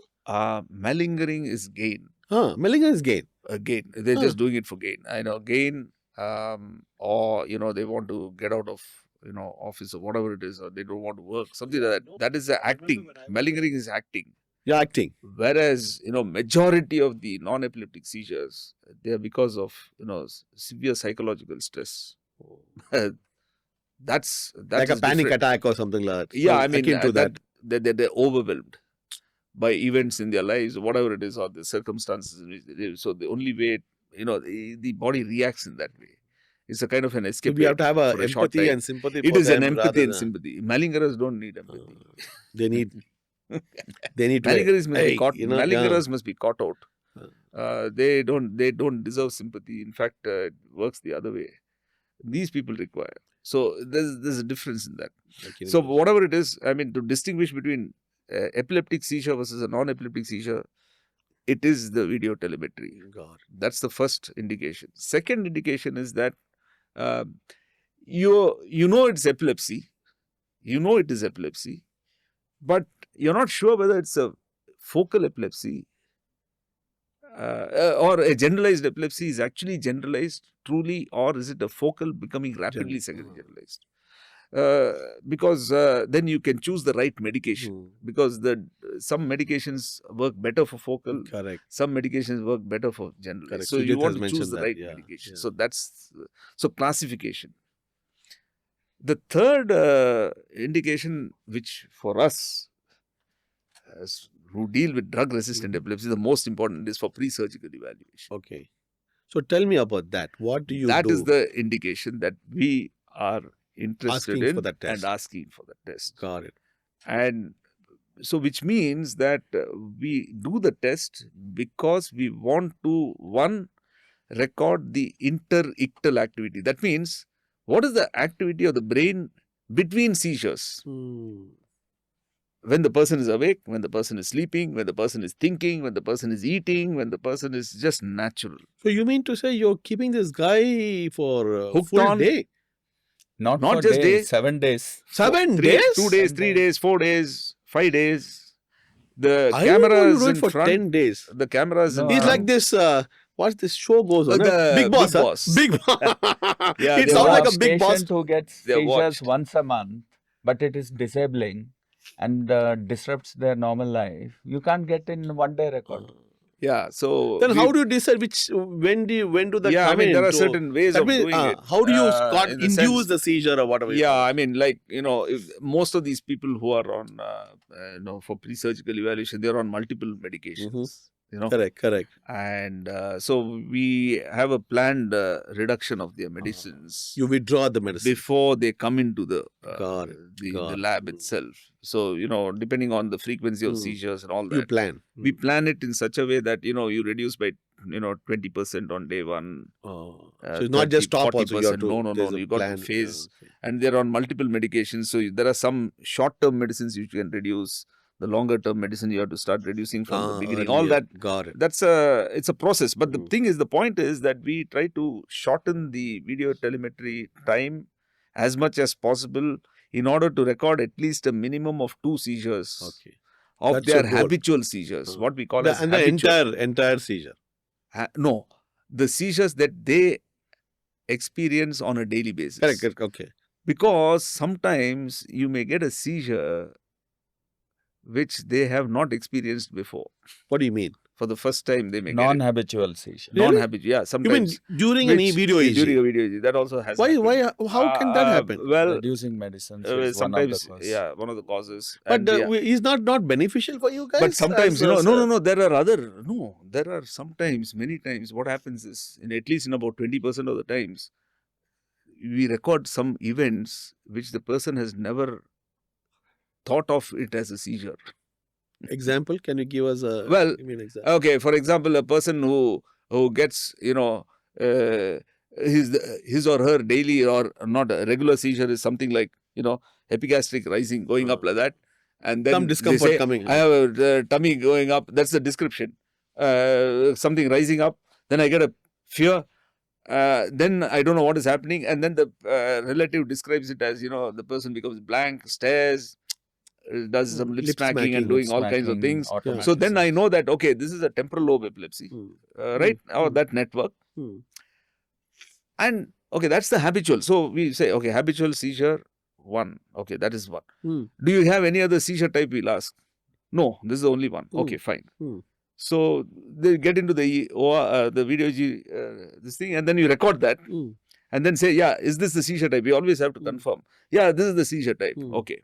Then during the recording, we would have seen some change in some, for example, now suddenly the person who's sleeping would suddenly toss around in bed. And the technologist has noted that during the tossing around, there is some clear epileptic activity going on. Now that the person has not identified, the relative who's with the patient throughout has not observed it. And then, but the technologist who's recording this, there's a technologist all the time there. And there's nurse who's also there. Now they see they're this. also an important part of your. So it's they very see that. labor intensive. So what happens is that Very labor intensive. then you call the patient and the attendant and show, see, this is what you did in the night. Do you do this all the time or does it happen to you? No, I've never had it. Okay. Oh, have you observed this? No, we have not observed it. Which means that there are many unobserved types of seizures. So And that may be a little different from... does it queer the pitch for you when you plan Yeah, surgery? Oh, definitely. yeah. It definitely. We'll have to... Now, it will come from the same Tossing and network. turning in the bed takes it out of the temporal lobe. Yeah, it could come from... Because extra temporal. It could become extratemporal. Then the daytime, the most aware seizures, which the person is aware and the rest of the people are also aware, maybe when that particular seizure is coming into the temporal lobe and manifesting as temporal. But the silent ones are coming from somewhere else, which is connected to the network. So is there a prognostication outcome? Oh, yeah. I mean, the whole thing changes. No, I mean, so that is the point. The point is that you have to record the habitual seizures. and you have to look for any non-habitual ones. So that Amazing. is the I job. didn't know Oh, that it's you a have it's a very because I interesting thought area. getting that the same pattern they say is a critical part It is of critical. establishing the Obviously. clinical that is hypothesis. confirming, which you already know from Correct, history. correct. But these things were not recorded because they are not aware of that. So in how the history. frequently do you see It's this? about 20% Oh, of the time. 20%. That's a 20%. good. This is a decent number. 20% of the time That's a you decent get some number. surprises sometimes, and the patterns So can be a little then different. your surgery has to be more. It Correct. cannot be Yes, just I was just going to temporal. say that. I was just going It to has say to that. be temporal plus The way something else. we'll be investigating in a different way with that. So okay, so the example that I just now told, that okay, we have recorded a person who's got this epigastric aura and all that, and we know that it's temporal. And then you record the 2 seizures, and those 2 seizures are coming from the right anterior temporal. On It's some part of the brain. Some part of the brain is the temporal. You Tip got of the a temporal lobe, anterior Now, temporal. now we call it as concordance. Now, is the semiology, which is what the patient describes and what we have recorded, is it concordant with that particular structure? Yes, it is concordant. Is the interictal discharges concordant with that? Yes. Is the seizure beginning there? Yes. If it does, if there's a transformation there. Then you do an MR at that point. So what we do is we do history, we generate a hypothesis, a clinical hypothesis. Then we generate an electrical hypothesis by Electro-physiological, at the end of electrophysiological hypothesis at the end of video EEG. Interesting. So clinical, electroclinical, then comes radiology. Radiological. So radiology is number 3 actually. Number 3 in our scheme of things, because I'll tell you why. The reason why we put radiology as number 3 is because once you have these 2, you know where to look for And what to ask and also. what to ask for.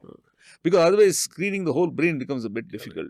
No, nowadays you have the pattern of patients walking in with Yeah, the MRI I was going to say asked that by without- a general physician, So we which is not epilepsy protocol MRI. So there is no point There's no looking point. at that. So then they get upset if you say get MRI Get done MRI again. done Number, again. did my doctor Yeah, miss it? Did he do properly? Then you can't say Exactly. anything. Yes You or no? can't. Unless there is a glaring abnormality which fits in with the hypothesis.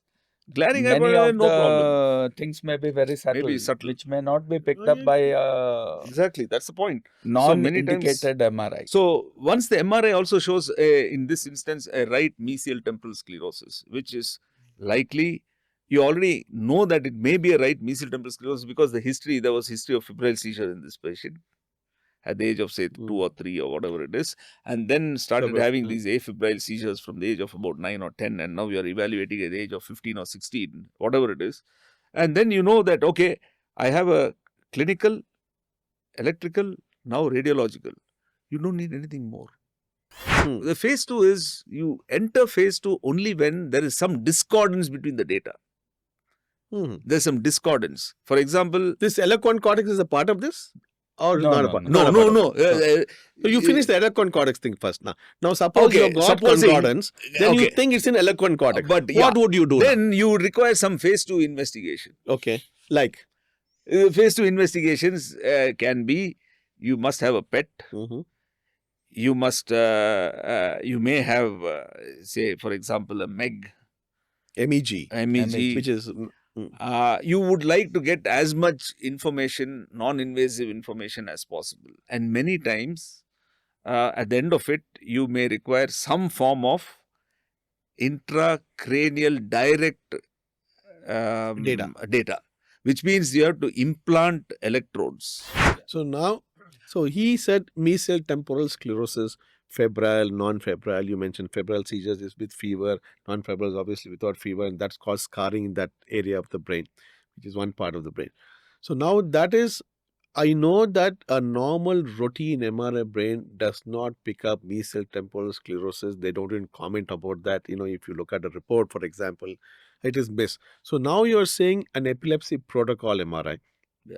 When I spoke to the strokeologist, and he was talking about MRI stroke protocol. Now you're talking MRI, epilepsy protocol. Then why this normal where does this normal MRI? No, I'm just, can you see how important it is just, some local doctor who's not treated just because, of commercial reasons start writing all of those things. Then it's not serving the patient at the end of the day. They've gone in and, the claustrophobia of getting into the MRI. It has its own challenge. So what is MRI stroke protocol? Can you educate our viewers on Epilepsy protocol. sorry, epilepsy protocol. Yes. See, the epilepsy protocol in very simple terms means you have to cover the entire brain. Okay. You mean can't- other MRIs? No, they cut off the top of the head, cut off the back of the some head. small 1 millimeter. Cut off the front of the temporal lobes. So all these things can happen. And you cannot have gaps. Yeah.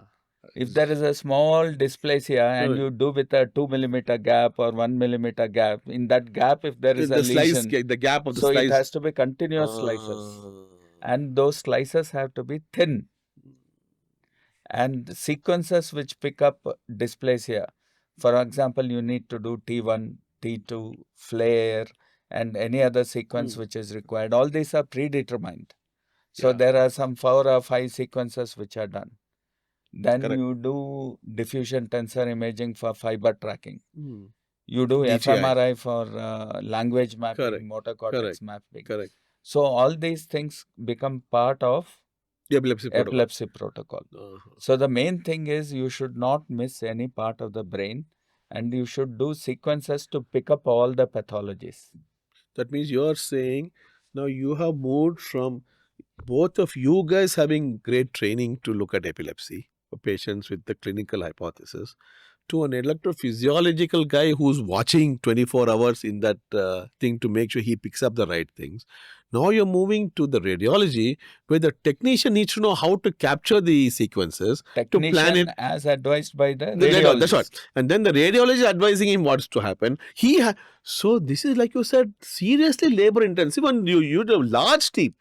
It's The a large teamwork. team, and they Without also have to be team- equally passionate, equally motivated, You and got equally to motivate Yes. each of the team members. That's very important. amazing. Because they and- also can't be casually No, looking at you it. They cannot. also have to pay attention. Have to So pay a attention. neuroradiologist is a very integral part of Integral the part of- team. which I can Because see. interpreting what images we have acquired Correct, Absolutely, correct. requires, absolutely. like So- he pores over video EG, the neuroradiologist has to pour over the Those MRI. images. So do you guys, by choice, pick up the phone and tell the radiologist, I'm sending this patient, what am I Absolutely. looking at, and things like that? Absolutely.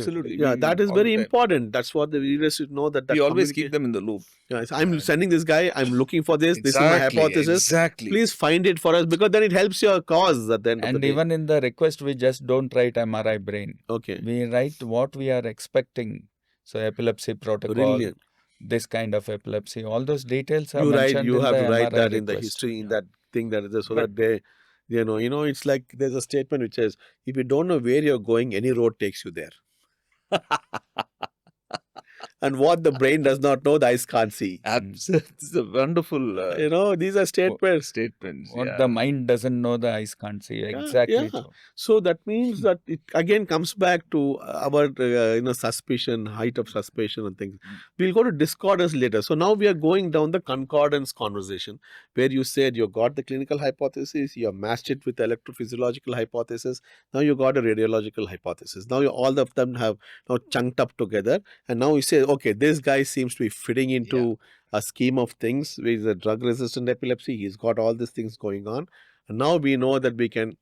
We have Proceed. come up with a hypothesis Yeah. that this guy can be a good candidate for surgery, for epilepsy Not that surgery. one more cog is missing. Oh, in what the is that? And that is neuropsychology. Oh, Yeah. See, okay. functionally, the neuropsychologist, without seeing the suspicion of what we are doing, Yeah. Okay. they can pinpoint which part of the brain is abnormal. Exactly. Oh. So, if we have right temporal lobe epilepsy, Okay. neuropsychologist does a good job. They can give in their report right temporal lobe abnormality. You mean to say a cognitive or some abnormality Yeah. which is matching this? Matching All this. brain is all cognitive. I agree. I agree. So you pick up the abnormality on the neuropsychology. Yeah. That completes the concordance. Why do you want that? Because it tells us the functional abnormality. And You and have how does seen that that- help? In a sense, you're preparing them to say that this will not get better, or this can get better, or what It is? can get better, it can get worse. Oh, For both example, ways. you have left temporal lobe epilepsy with normal memory. Okay. You do a left temporal lobectomy, the patient's memory may can go. come down. Verbal memory. Right temporal lobe is visual memory. So like that, you have different functions of the brain which the neuropsychologist tells you whether it's impaired or not. Yeah, this is very, very crucial. Yeah.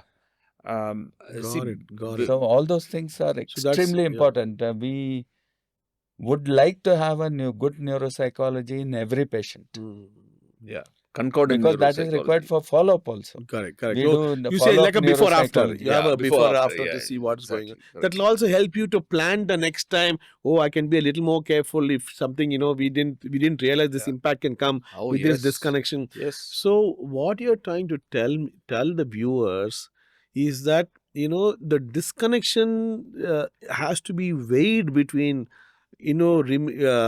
maintaining or preserving function at the same time maximizing epilepsy benefit. Brilliant. That's exactly the point. So it's a very Not only tricky that- Very tightrope tricky. walk, huh? And that's why the neuropsychological evaluation is extremely crucial. Whoa, so it's Because you got to so understand. you can't say I got all the circuits done, No, everything, no no, seizure, and that guy is no. like a neurological mess. Not only that, you can tell them you all have this severely affected before surgery, so they are not going to be impacted Become even by worse. surgery. Or if they are impacted, they require rehabilitation. So that brain plasticity kicks in and So that you're mentally function is preparing them for gradually neuro restored. rehabilitation. Exactly. So all this counseling can be done. Before Prophylactically, surgery. before surgery. Before surgery. Yeah. Very crucial. So it's a real tightrope walk, guys. I It's think a tightrope walk, and yeah. we all the time we discuss about neuropsychology. Without that, we don't proceed further. It's very important to get So done. now, to summarize, we have 4 things. You start with the clinical hypothesis.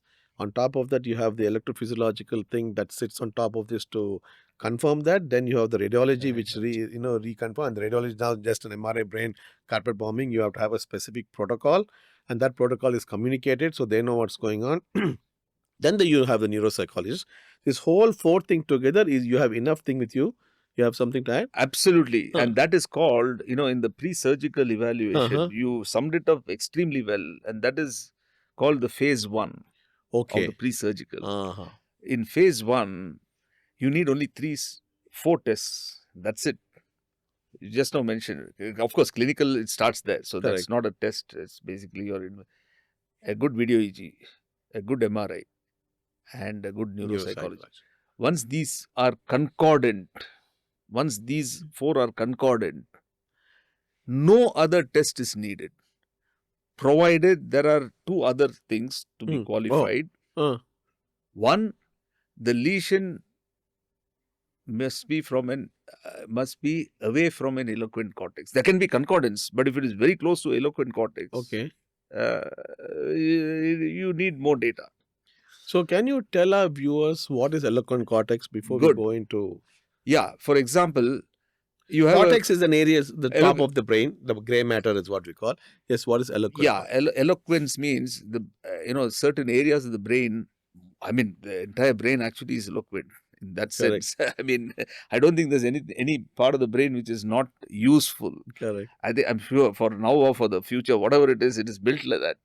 But nevertheless, there are certain areas of the brain which are strictly not sacrificed. No-go areas. Non-violable. No-go areas. Non-violable, yes. So, which are those? Primary language area. Our speech areas. There are 2 speech areas. The expressive and also the comprehensive area. Understanding. The Wernicke's, the Broca's. Yeah. They are, and the track that connects them. Correct. Arcuate. The arcuate fascicular. Yeah. So that's a strict no-no. Then you have the areas that control our sensory and the motor system. For example, the motor cortex, which controls our motor functions of the hand, leg, because that generally doesn't recover once you violate it. And the primary visual cortex. These are areas which they're primary. That's it. I mean, they can't Do be anything, violated. you can't. No, Yeah. the association areas don't get the information. Yeah. Correct. So for So they They can't can't use- yeah. assemble the picture for you. yeah. So they are the primary No new knowledge areas. will happen at all. Yeah. So they will have deficit, which will be usually permanent to a large degree. And So that's the reason why we data may be concordant, but the lesion may be in an eloquent area. Then what do you do? what do you do? So So I'm that's- asking you. You can ask me. You are the expert. Okay, we So have I'm other asking you the strategies. We have question. other strategies. We'll come to that. So what we are Okay, talking got here it. now, right now, Amazing. is the phase 1 of the Got pre-surgical. it. Got it. And you rightly put it. No, if you have these 3 or 4 tests, simple tests. Correct. If you look at it, Honestly, if you write it the right way, it looks simple. It looks simple. Yeah. you can select straight away these patients without any further You can testing. qualify the you guy. don't need Yeah. more complicated tests like PET. Nothing is required actually. You can just go ahead, operate. Okay. And they have a very high chance of becoming seizure free. The phase 2 of the pre-surgical evaluation, the phase 2, when it comes to phase 2, the first 4 are important. That anyway is Correct. that's the building That's, block, yeah, the fundamental. the fundamental. Uh, But when phase 2, what is phase 2? The phase 2 is you enter phase 2 only when there is some discordance between the data. There's some discordance. For example, This eloquent cortex is a part of this? Or No, not a no, part? no. not a part of it. no. So you finish the eloquent cortex thing first now. Now suppose Okay, you've got supposing- concordance, then you okay. think it's in eloquent cortex. But what would you do? Then you require some phase 2 investigation. Okay. Like? Phase 2 investigations can be, you must have a PET. You must, you may have, say, for example, a MEG, MEG. Which is... you would like to get as much information, non-invasive information as possible. And many times, at the end of it, you may require some form of intracranial direct data, which means you have to implant electrodes so that you want to understand the function, the functional network of that area, and That the which you have localized and as and the epileptic area. See, you have to trace out, say, supposing, this is the motor cortex and your lesion is just touching here. And you know that the seizure is coming somewhere here. Now, by putting electrodes into these regions, I can delineate, or we can delineate, correct? Area where the seizure is starting. In what way is that area involving the functional area? You can also delineate exactly whether the function, where is the functional area, and whether any function is residing in that epileptic area. So this is what you guys use the phrase as depth electrodes. Is that Depth electrode. is that what you are talking Yeah, about stereo- now? So it is stereo stereo EEG. EEG. Yeah. So these are invasive. These are invasive. Invasive. And that So is that the phase. comes as That a is later stage. Yeah, that comes as phase 3. Phase 3. Invasive recording is phase 3. Here I would like to add something about PET. You have an interesting poster. Epilepsy is a network disorder. Okay. PET picks up metabolism in the brain. Correct. PET is positive Positron emission tomography, PET where a scan. radionuclide agent is Correct. injected into the veins, which Correct. goes and settles in the brain Correct. and shows up as activity. It's like doing a thyroid scan, Correct. hot nodule, Correct. cold nodule. Correct. So if you get a cold area in the PET, epileptogenic area is always cold. Blood flow is low, Okay. except during a seizure. It lights up. It lights up, blood flow increases. So most of the time you do an interictal PET, where because seizures may not happen while PET scan is being done. Unlike a SPECT scan, which is an ictal SPECT. Correct. So just to pause you here for the sake of our audience, global audience, so many of you are non-doctors. Ictus means when the seizure is happening. That's that phase, we use the phrase ictus to demonstrate that when the problem is happening. Interictal means between two epileptic episodes. When the epilepsy is not there is interictal. So what Dr. Ravi is saying is, in the time that the patient is so-called normal, you do a PET scan. This epileptic area looks cold because it has less blood supply. So that is the first distinction. The second distinction is because many of them are network disorders. Apart from the lesion, you may have other areas of the brain which is part of this network. For example, limbic network, which is showing hypermetabolism. Oh, that also shows a cold phase. Oh, hypermetabolism. So you have temporal lobe epilepsy, but you have tossing and turning in the bed. You suspect orbitofrontal cortex involvement. You do a PET scan. It shows temporal lobe hypermetabolism. It shows basifrontal hypermetabolism. Interesting. So it confirms that it is not simple tumor, the temporal lobe. It's a network disorder. And network is beyond the temporal lobe. And if you leave part of the network behind, the seizures will recur. Epilepsy may recur. So that means that the partially treated is actually a technical issue rather than an actual. Could be, I mean, so you've got to be careful. Amazing. So, and this temporal, extratemporal, what you said is also showed up on the neuropsychology. So you're able to connect all of those things. It could be shown. Can be shown on that. So it depends on the sensitivity of the neuropsych test. Correct. Whereas PET is not operator dependent. Correct. It's and neuropsych is completely operator dependent. I agree. Operator means who evaluates the person. Absolutely. So now you're saying, now you are casually, as you're talking about PET, you also spoke about an ictal spect. Now, is ictal spect a part of your ictal spect is during the seizure? You literally have to rush the patient into the scan, which means it scan has to be not into the scan. The injection has to be given in the first 20 seconds. Then you can wait for some. Then you can do it later. Okay. The injection, the dye has to be given, not the first radioactive. few seconds. Okay, the dye has to be given. Sorry, I didn't know about that myself. So the dye has to be given, then you can rush even after a few hours later. You can 1 or 2 hours later. You get the most important thing is for the dye to get in. So it has to be done in a video EG room. Your hospital should be authorized to use radioactive material, and you should take all the precautions necessary to irradiating bystanders and nurses and all that. So a lot of stress, boss, in this. A lot of. It's very investment heavy. It is very personal heavy. It is very service heavy. Time heavy. When it comes to phase 2, these are the problems that you need more data. When the first 4 investigations are discordant, which means that some are not matching. Only then you go to phase 2. Or so you don't need everybody to go through a ictal spect and all of those things. When, say, for example, the EEG showing on, the video EEG showing on one side, but the MRI showing on the other side.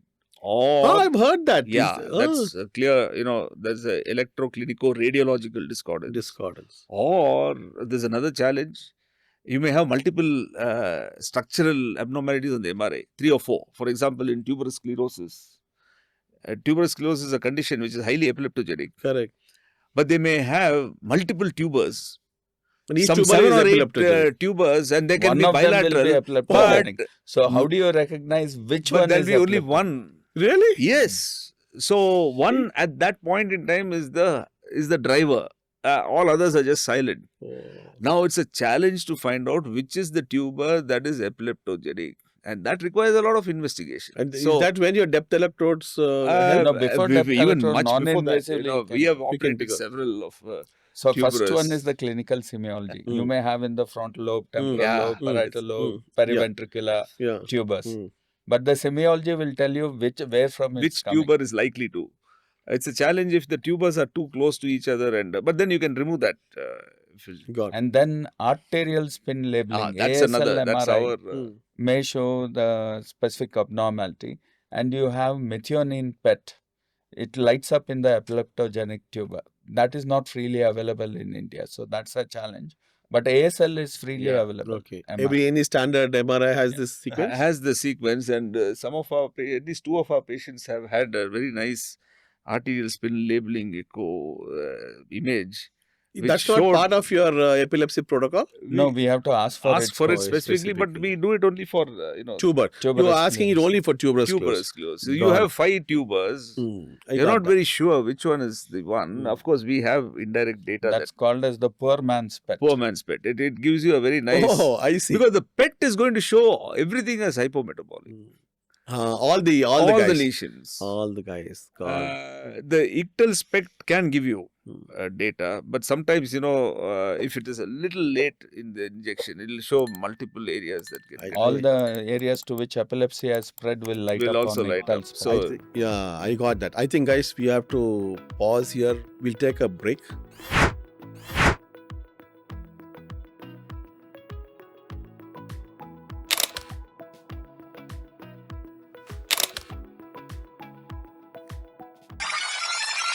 She's a social media influencer. What was her name? Misha Agarwal. Okay. I think that girl, she was supposed to celebrate her 25th birthday and she decided to end her life. And the reason the sister tells later to the public is that her whole goal in life was apparently to hit 1 million followers. And she did. Okay. Right? After some time, the following came down apparently, and that affected her. I mean, seriously, is that all? Or is it something more than Yeah, I that? What think do you it looks like more than what is being yeah. told or exposed, right? See, because I think this is something all of us go through, something like self-blame or self-worth. So if we think of all of our lives, how the society portrays success or self-worth is through external validation. Correct. So you get validation from an outside source. You prove something to the world that you're good enough. And you want to stick to that. Stick to that. And the deep self-esteem, Right. negative self-esteem, the worthy is determined by how much of like she's got. Correct. So basically, all of us are worthy the moment we are born. Absolutely. You said But it so right right. from childhood, you see a teacher, I know. always you get good marks. Correct. You're doing academically Not our well. best banto. Banto. Why you didn't get? Why you didn't You get. have the capability. Yeah, so you're like True. not worthy. I know. I So agree. you're good only if you do something. So it's like a conditional love. True. But when we come to adolescence, we have the major chunk with substance use, unfortunately. Okay. Lot of adolescents into cannabis. And we have what is known as cannabis-induced psychotic breakdown. They go for parties. They usually, because alcohol is an accepted Correct. substances, so usually they're intoxicated. There's disinhibition and secondary consequences to it. Or they feel it's cool to drink. Correct. It's okay because they need to fit in. Status in the Status. peer pressure. Peer pressure. And it's like, nee kudiyadilva. It's Yeah. like, I mean, what a useless character you are in the society Correct. does. Yeah, I agree Or with novelty seeking. True, true. So they're very strict at home. So outside they feel Correct. there is a sense of freedom. you. True. Lot of people with MDMA, heroin. So the more potent substances are used for feeling high. So which can have its own consequences related to mental disorders. And again, we have what is known as internet addiction. Correct. Compulsion to be on internet in spite of health problem or dysfunctionality or interpersonal conflicts.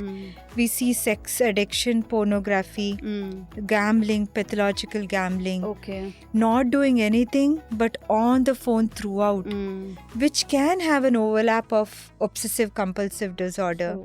I still remember and feel very sad that one patient with postpartum psychosis, she heard voices that Maguna Bavige Espitu, Saispidu anta.